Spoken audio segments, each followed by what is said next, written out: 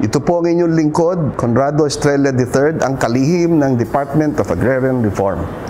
Sama-sama natin tuklasin ang mga hakbang na tinatahak ng Department of Agrarian Reform para sa mas maunlad, makatarungan at tunay na reformang agraryo tungo sa layuning sariling lupa para sa bagong bukas na masagana. Uya na ang programang hatod kan Department of Agrarian Reform Bicol. Bitbitan lihitimong putoro na makapaghatod din istoryang kapupurutan ng inspirasyon gikan sa mga lihitimong paraomang benepisyaryo. Kinuno, halos sa iba-ibang probinsya kan rehiyon. Mag-iribahan kita, maghinanyo asin mag-antabay para sa kape asin baretang agraryo. Good morning, mga tugang. Welcome po sa tuyang programang Kape asin Baretang Agraryo. Sa liwat po sa na naman na edisyon ang sinong madadangog ngunyan aldaw sa Kape asin Baretang Agraryo. Ako po ang sinong makakaibahan. Ngunyan pong aldaw si Henry Maceda po. Kaagraryong Henry, ang lalaking hindi inuumaga. Kanuminagi pong episode sa tuyang nakahuron, mga tugang, ang Assistant Regional Director for Administration sa paagi ni Arda Herald Tambal. Yan. Kaya ngunyan pong pagkaaga, iba naman ang satuyang makakahuron, asin maghiras po kan sayang kaaraman, may kinaraman po sa Department of Agrarian Reform. Ang satuya po, mga tugang na resource person, ngunyan pong aldaw, nagtapos po sa kolehiyo na igwang halangkaw na pagbisto bilang cum laude sa kursong Bachelor of Arts in Economics sa Bicol University kan taon 1977 hanggang taon 1981. Sa sayang padagos po na parambong kan sayang edukasyon, nagkakuha po siya ni nagkapirang unit sa Bachelor of Laws and asin Bachelor of Science in Commerce. Kan taon 2004, nakuha niya po ang sayang master's degree sa Arts asin Business Administration.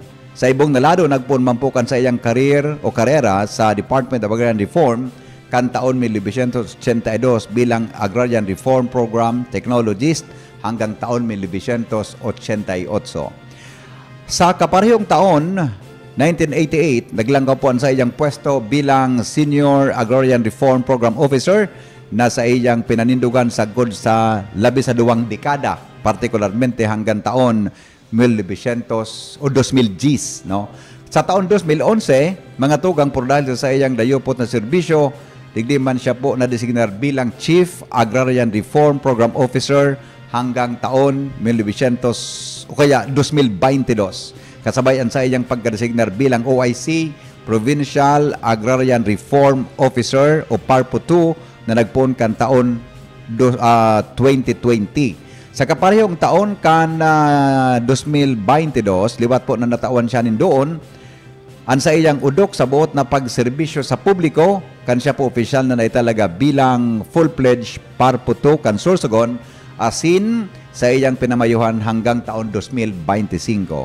Sa presente po, mga tugang, tanganing panagos na mapakusog ang Dispersos Kandar Bicol dahil sa padagos na pag-uswag na kan pagkabuhayan kan mga paraomang beneficiaryo, siya po na-designar bilang Special Assistant to the Regional Director. Urog sa gabos, siya po, mga tugang, pigbisto bilang Mami Supra. Wow, iba ito Kung saan siya po isaro asin mayong iba ang sulaminting ina, mga tugang, kam binibining Pilipinas Supranational 2014 si Beth Santiago. Bidbid po nindo yan, by mispong sa mga social media po nagkalap yan.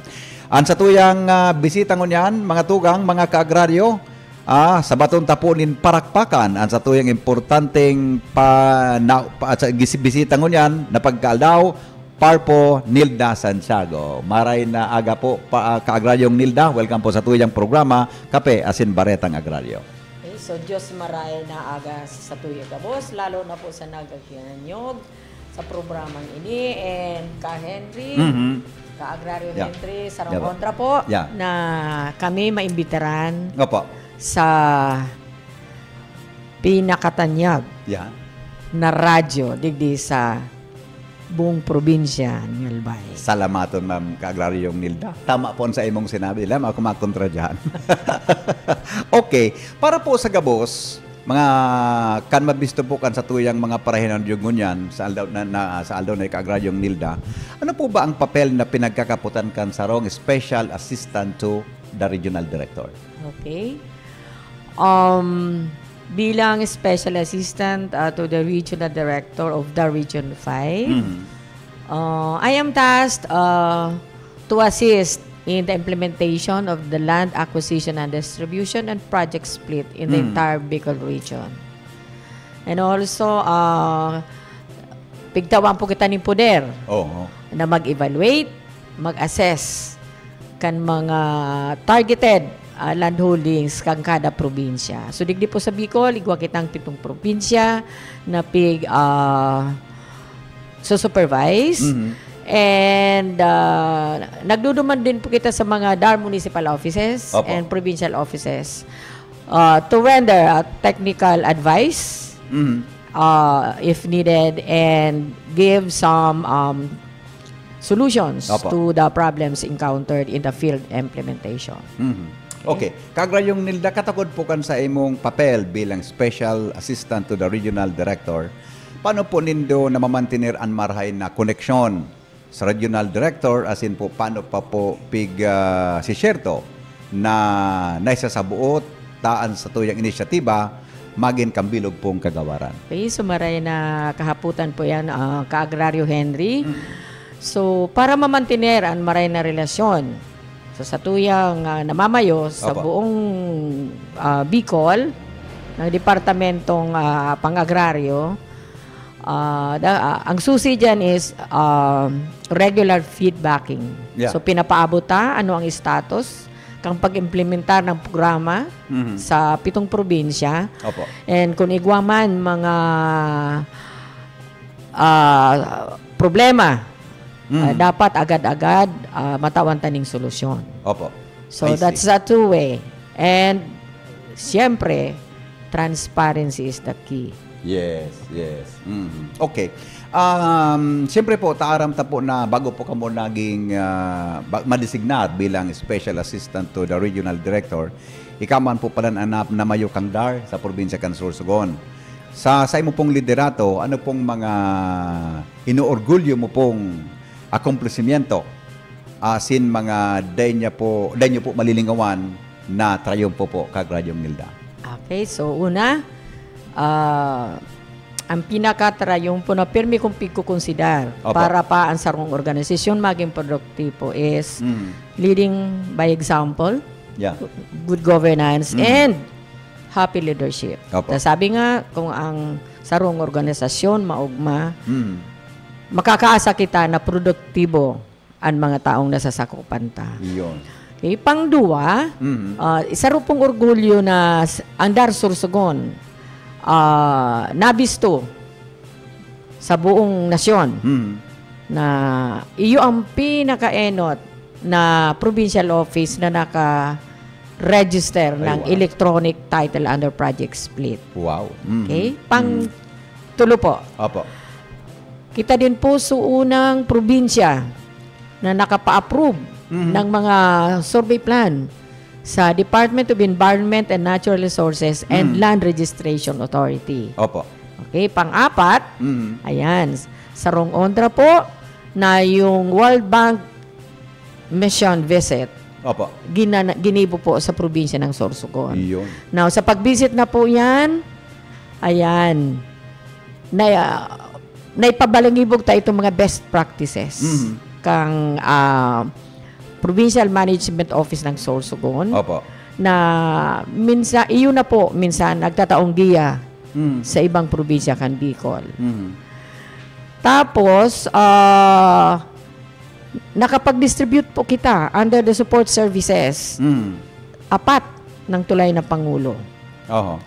Na siya po yung nagpa-facilitate, okay, para sa mga products na sa mga tanom, as in iba pang mga mga produkto na darahon kan sa tuya mga paraoma sa merkado, ay dahil sila madifisilan. Then kadagdagan pa po, nagtataw kita ning mga farm machineries, farm equipments, training sa tuyang mga agrarian reform beneficiaries. Yeah. Okay. So yan po ang pinaka-triumpo. Kasi siyempre ang mission and vision ng Department of Agrarian Reform is mapauswag ang kabuhayan kan sa tuyang mga paraoma. Opo, okay. Kung igwa po iyan na pigasabi mo na istoryang triumpo, siyempre po kagrayong Nilda, igawan po kamunin mga kadipisilan na kinakahampang bago po inabtan ang siring na bagay. Kaya apot ko lang po, kung kanika po ang naging pamayo kang DAR sa Sorsogon, ano po ang sa imong pinakamagabat na problema na nakahampang asin sa tabang po kan bilog na espersos sa indong opisina di probinsya, paano po nindo pinagtarabangan-tabangan na iyan malagpasan? Okay, so normal po yan.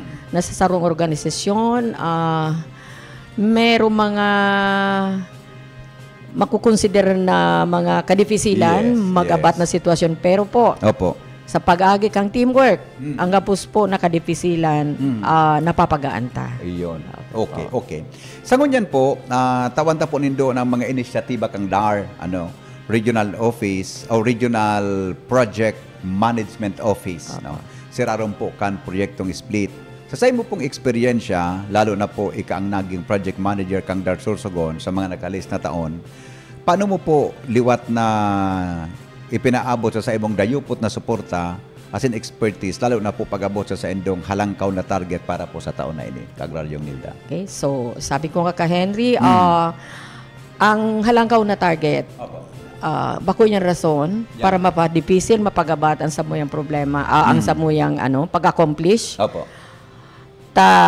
Yun na nga, sabi nga, the bigger, the higher the target is, the higher services we can render to our agrarian reform benefits.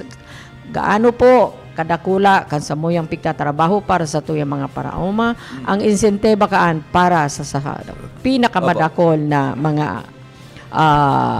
agrarian reform beneficiaries.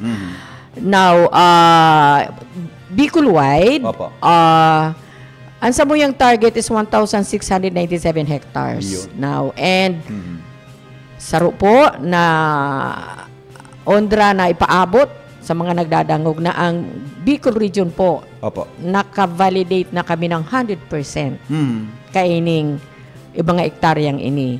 Para po yan mag-agi sa proseso and bago mag-2028 ang mga individual electronic titles maitauta sa satuyang mga beneficiaryo.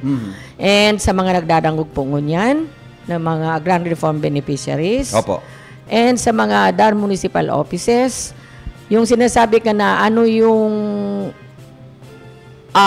expertise na pwedeng i-share ng DAR Sorsogon sa pamamayukan sa inyong lingkod.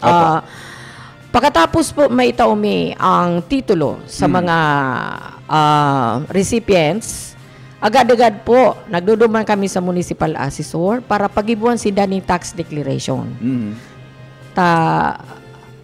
Ano man yan, obligasyon na magbayad kan buwes. Kan daga na sidang pinag-uuma para naman itong mga municipal local government units matabangan ta mag-raise ang revenue ninda. So saro po yan na mga espersos na pigigibot para po, yun ang sabi ko, we work harmoniously with our LGUs and recipients para ma-realize na ang tunay na reforma sa daga. Iyan, opo. Kaya pong mga nakaaging bulan, Kagraryong Nilda o Simana, ano po ang mga aktibidades na pigsagibo, as in isa sa gibo kandar, Bicol RPMO, dapit sa padagos na pagpapahigot kan lakdang para po mas mapakaskas ang implementasyon kan proyektong split. Okay, so ang pigigibo mi po, sa ngunya nag-iikot kami sa buong probinsya para po i-monitor yung status kan mga nakatarget kada bulan sa paagi po ng ng pag-review ng mga land holdings for documentation and nakakagawa din po kami ng stakeholders forum.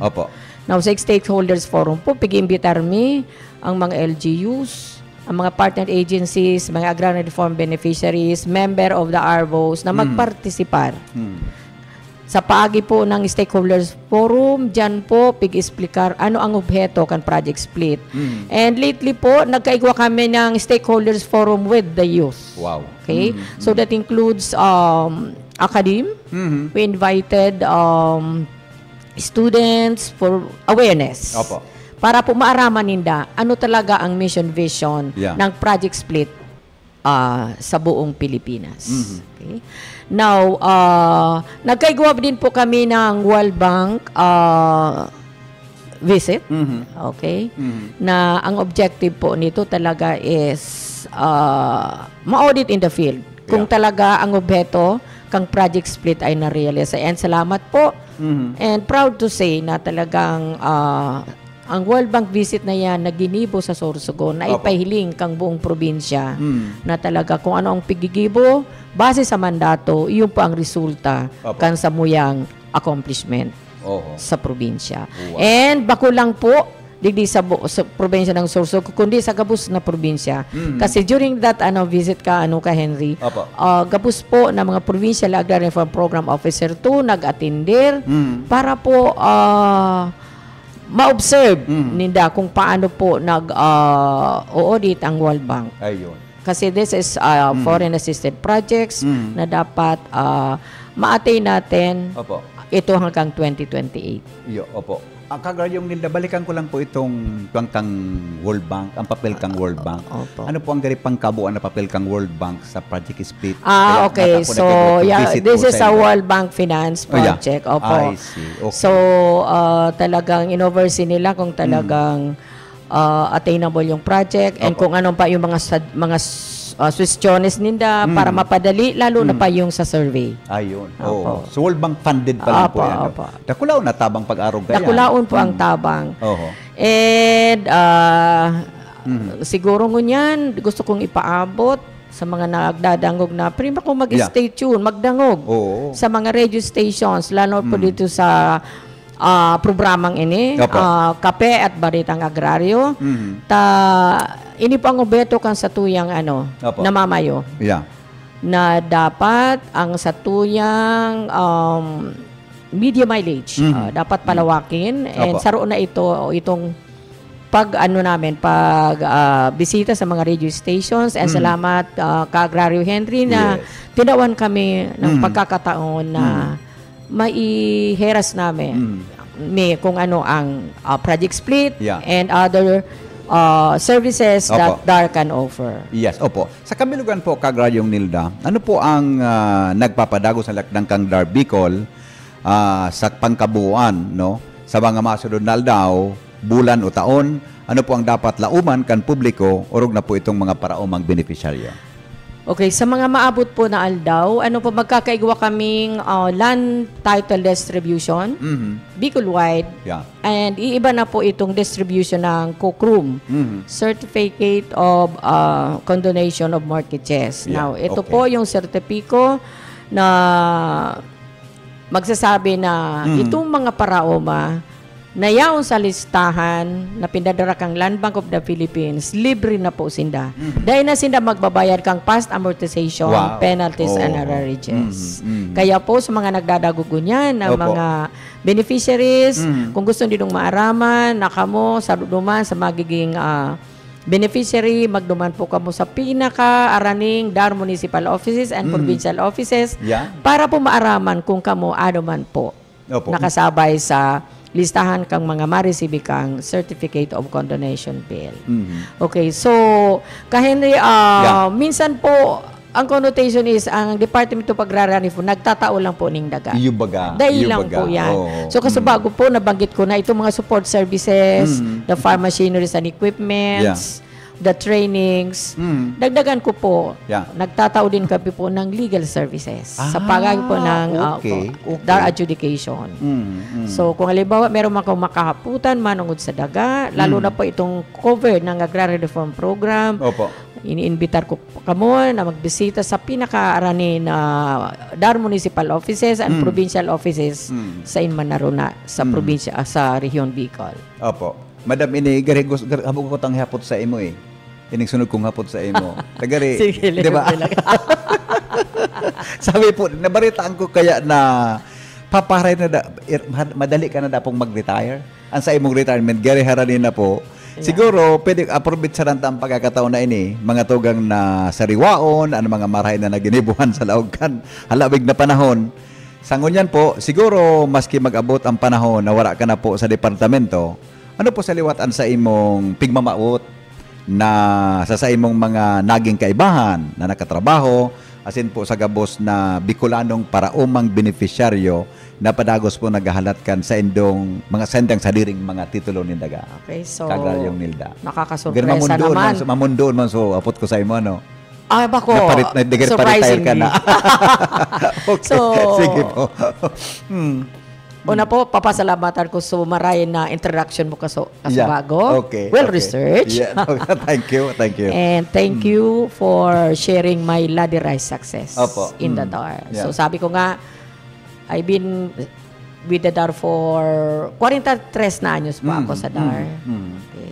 Pero hindi ko muna kiniklaim na I am a veteran of agrarian laws. Yeah. Okay.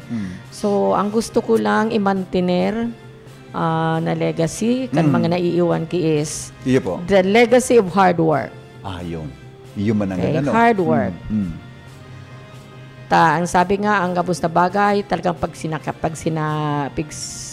sikap mo, ika marirecognize in due time. Sabi ko, hindi day magmadali. Yeah. Okay?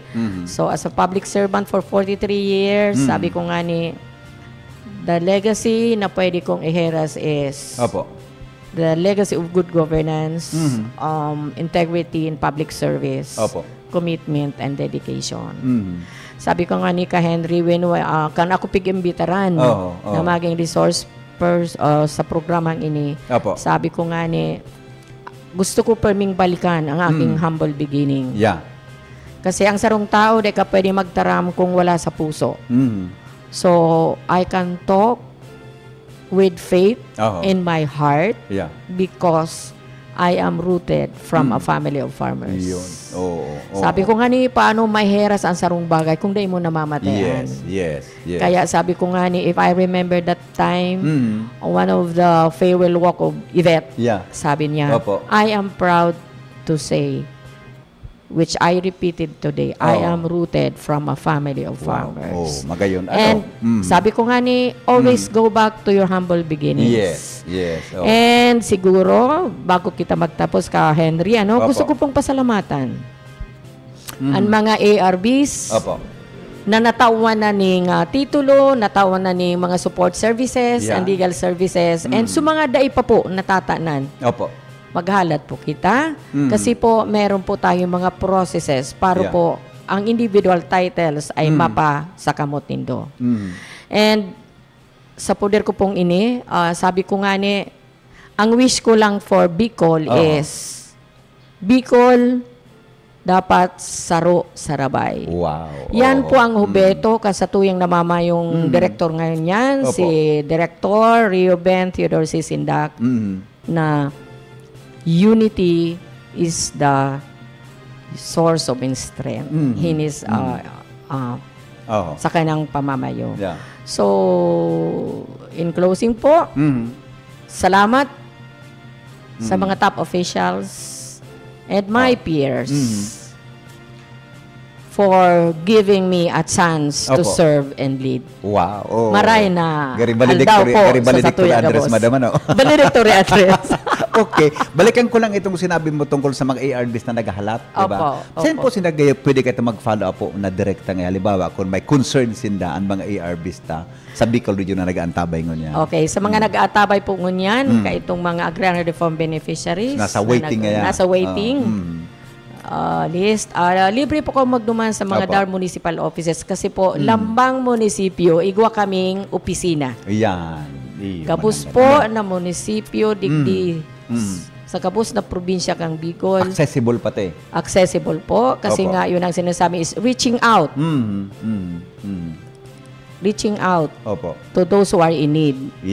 Yan po ang samuyang mantra. Kaya katabi ka agraryo nila, paano ka na-inspire na maglaog sa DAR? Although sabi mo ka sa baguhali ka sa pamilyang paraoma ka mo.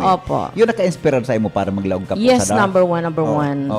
I am so much inspired to be in public service, and I consider DAR as my first love of work. Wow. Oh. And if you go back, meron mo bang time? Yeah, sige, go ahead po. Yeah, Sige, when sige lang. I was Sige then lang. 21 years old, Oo. palang sinasabi ko, I really wanted to work. Gusto ko kasi ma-prove yung self-worth ko. Iyo baga. And I wanted to be dependent. Kasi ano kami, we are raised by a widowed mother with 3 kids. Opo. And because of perseverance, Oo. here we are. Yeah. And nung ako po ay nag-age 29, happily married, Oo. naisip ko na I want to work. Yeah. Because nga, I want to add butter to the bread provided Yes, by Mr. yes, Santiago. And now that I'm nearing to my twilight, ano ka, Henry, ano? Gano'n, no? Aged 64.11 Talaga. Yan. months. Haranina ha. I really, Okay. hindi na ito need, hindi don't want, but Opo. a choice. Opo. Because I want to share. Yeah. Iyo. I want to share what stock knowledge I had. Yeah. And to show by example the commitment and passion to work Opo. for the benefit of our agrarian reform beneficiaries. Yeah.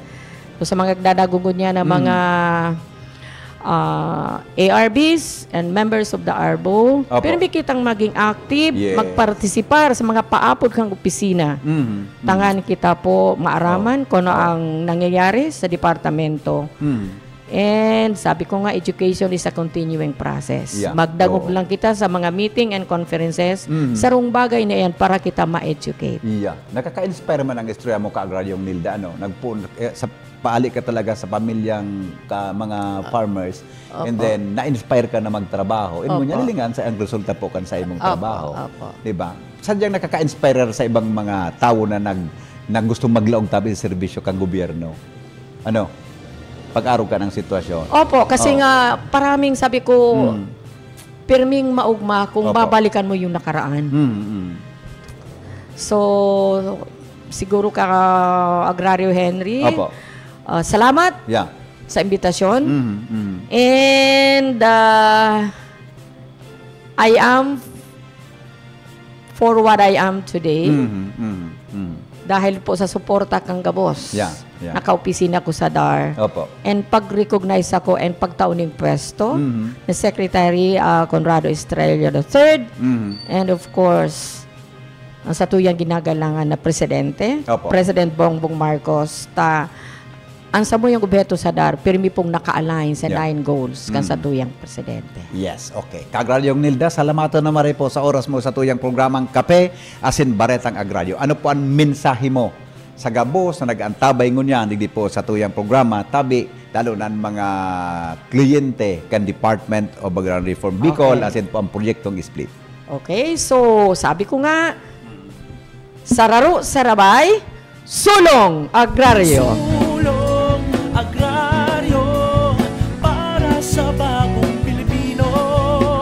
Tuluyang nakamtan nyo na ang inyong mga panalangin. Lupang sinasaka, pag-aari ninyong ituring.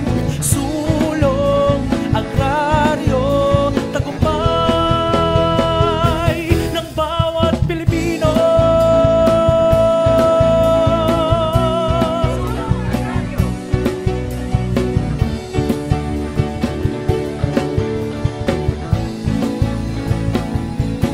Salamat po. Yan po mga tugang special assistant to the regional director kaagraryong Nilda Santiago. Yan. Pinaghiras niya sa iyang eksperyensya hindi po sa laog kang Department of Agrarian Reform asin po sa iyang journey kung paano po siya naging nakaisip na magtabang para po sa tuyang mga kababayan digdi po sa buong Bicol region. Kababayan ko po ini. Di na kamadagdag kung kababayan ko ini. Okay. Mga tugang, salamat kan sa inyong pagantabay sa pangaran po ni Regional Director Theodore Sindak. Asin po kang proyektong split. Abangan po ninyo sa masunod pang edisyon kan sa tuyang programang Kape asin Baretang Agraryo. Ini po si Henry Maceda, ang lalaking hindi inuumaga. Nagasabing sulong agraryo. Sa indong nadango, ang naging katiripunan kan mga istorya kapupurutan nin inspirasyon na ginuno gikan sa dedikasyon na makapaghatod nin lihitimong serbisyo publiko. Iniyan, Kape Asin Baretang Agraryo. Patuloy po tayong magkaisa para sa kapakanan ng ating mga magsasaka. Hanggang sa susunod, muli natin tuklasin ang mga hakbang para sa maunlad, makatarungan at tunay na reformang agraryo tungo sa layuning sariling lupa para sa bagong bukas na masagana. Magtiwala po tayo sa ating mahal na Panginoon. Salamat po sa inyong pagsuporta.